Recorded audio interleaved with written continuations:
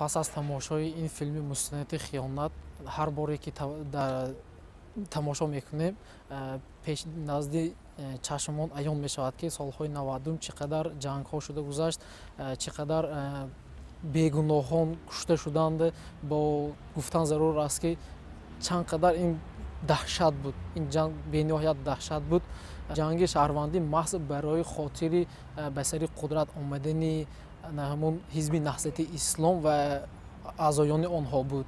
در این جنگ شهروندی نقش بسیار بزرگی را گذاشتند. حزب نهضت اسلام از کشورهای خارجی مبلغ گذاری کرده شده. آنها نمیخواستند اینجا آرام باشد و با مقصد به سر قدرت آمدن خودشان این جنگ را تشکیل کرده بودند. طوری که ما در فیلم دیدیم این خودمون اشتراکچیان در همون حادثه ها گفته گذاشتند که چقدر دختران رو تجاوز میکردن، خانه ها رو آتش میزدن.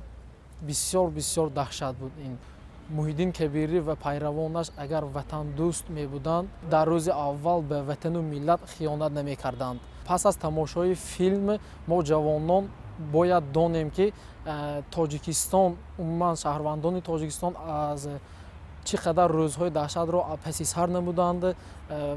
ما باشد شکرگزار از این استقلالیت باشیم و زیرکی و هوشیاری خویش را از دست نداده بر ضد چنین گروه‌های متشنج مبارزه بریم.